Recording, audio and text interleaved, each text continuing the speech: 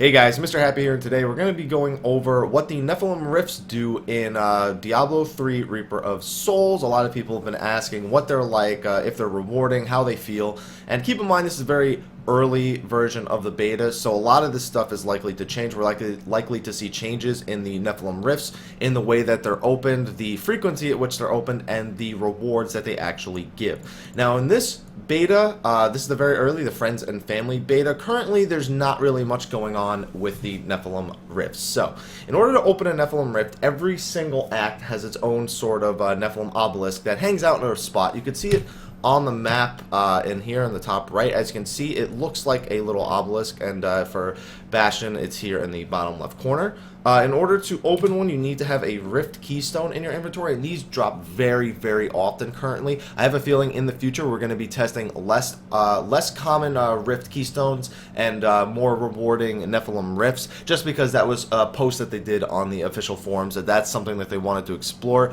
Different options for Nephalem Rifts. They wanted more often versus and less rewarding versus less often and more rewarding, which I would honestly prefer the latter. So when you have one of these in your inventory, all you have to do is come over to the Nephalem obelisk and left click it. It'll open up a rift that'll give you a quest. Now currently in this beta, the quest is always the same for the Nephalem Rift. It is always kill enough enemies until that bar on the right hand side that just spawned fills to 100%, and then just kill whatever boss spawns. I've never run into a point where there's not enough mobs to actually get the rift to open. So I'm assuming there's just always enough of them. So I'm just going to run through here real quick. So as you can see, it spawns you in a random area, in a random map, and the atmosphere is usually very random as well. Usually, I could get this same map with a different atmosphere every single time. It could be completely dark and only dark monsters will spawn.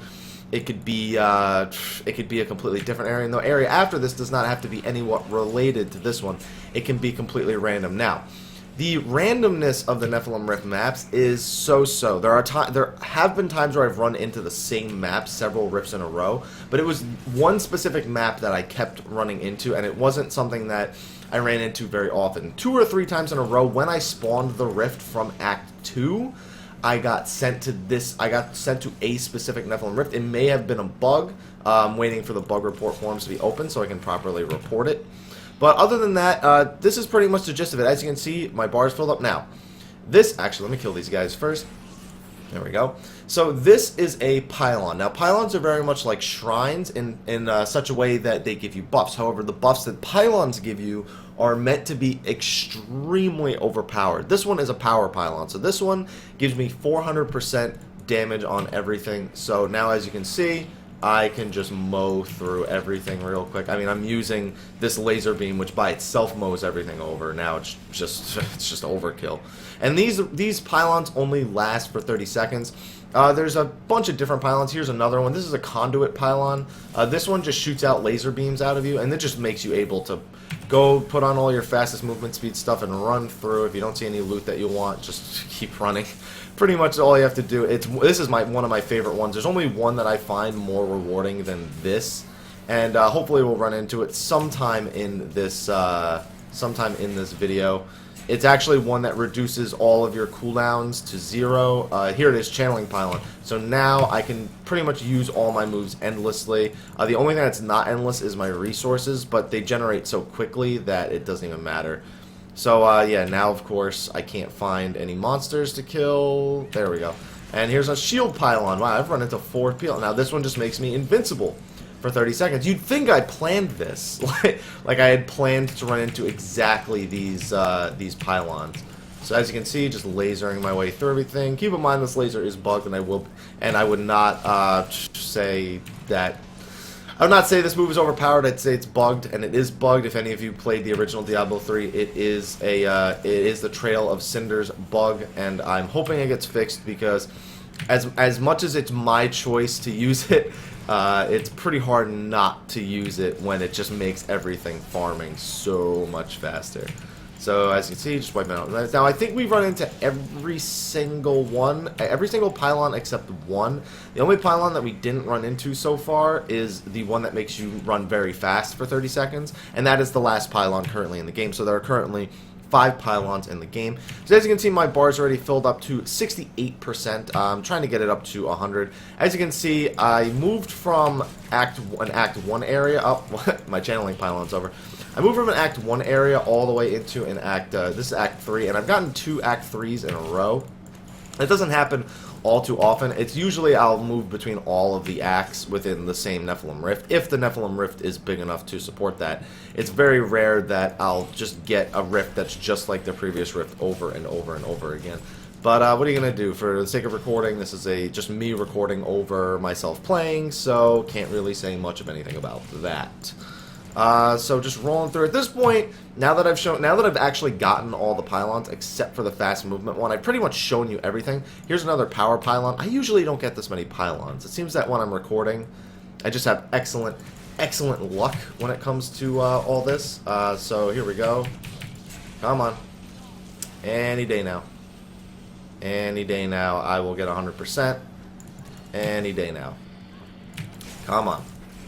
It actually does take you a while to get 100% normally. Without the laser, I would probably be doing this a lot slower.